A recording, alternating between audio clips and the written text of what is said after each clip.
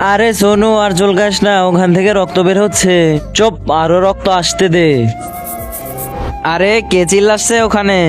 কেউ না তো স্যার। তাহলে চুপচাপ পড়ো।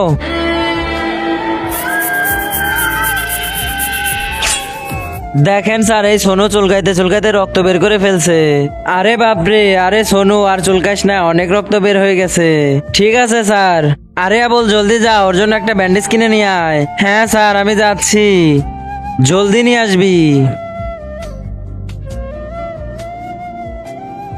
স্যার, এ তো ক্লাসে মোবাইল চালাচ্ছে। আরে ক্লাসে মোবাইল চালাবি শালা?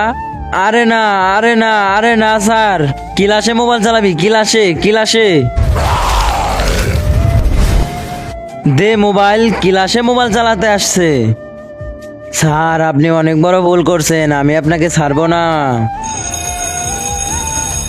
চলো বাচ্চারা, ছুটি হয়ে গেছে, সবাই বাড়ি যাও।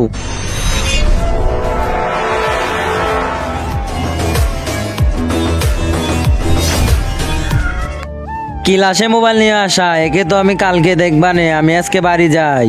আসতে দাও ওই স্যারকে, আমি ছাড়বো না।